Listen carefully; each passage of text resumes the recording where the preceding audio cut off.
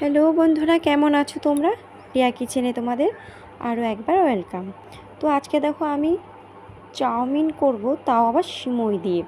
হ্যাঁ, সিমই দিয়ে চাউমিন করে খেলে দারুণ লাগে। তো দেখো, প্রথমে আমি কড়াই বসিয়ে তেল দিয়ে সিমইটাকে ভালো করে ভেজে নিচ্ছি। নিয়ে এবারে সিমইটাকে সেদ্ধ করে নেব। দিয়ে এবার জল ঝরিয়ে নিয়েছি আমি সিমইয়ের। এরপর আমি কেটে রেখে যে বিনস, পেঁয়াজকলি, রসুন, পেঁয়াজ, লঙ্কা দিয়ে এবার আমি এগুলোকে ভেজে নেব। তো সিমইটা আমার জল ঝরতে দিয়ে দিয়েছি।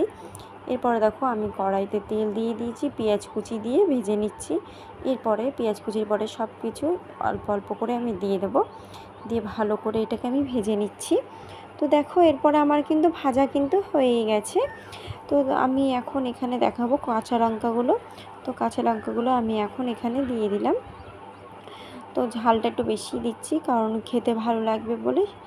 তো এরপরে দেখো আমি এটাকে বেশ ভালো করে নাড়িয়ে এখানে আমি দিয়ে দেবো রসুন কুচি। রসুন কুচি দিয়ে তারপরে আমি ভালো করে আবারও একটু ভেজে নেব। দিয়ে দেব লবণ স্বাদ মতন। তো এখানে আমি কিন্তু হলুদটা দিচ্ছি না, কারণ হলুদটা দিলে ভালো লাগবে না। তো দেখো, আমি এর পরে দেবো এখানে একটা মতন ডিম ভেঙে। তো ডিমটা ভেঙে আমি ভালো করে এটার সাথে বেশ মাখিয়ে নেব পুরো ভাজাগুলোর সাথে। তো দেখো, ভেজে নিয়েছি ডিমটাকেও ভালো করে এর সাথে।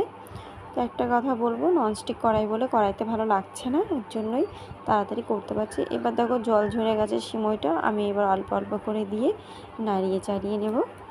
তো দেখো, আমি এভাবে সিমই দিতে থাকছি। তো দেখো, সিমইটা কিন্তু চাউমিনের মতনই লাগবে খেতে, দারুণ লাগবে। তো এখানে আমি হালকা পরিমাণের মতন ফুড দিয়েছিলাম যাতে কালারটা আসে। তো দেখো, চাউমিনটা কিন্তু রেডি। তো এখানে আমি কিচেন সস দিয়ে এটাকে আমি সার্ভ করলাম, ছেলেকে দিলাম, ছেলে এখন খাবে।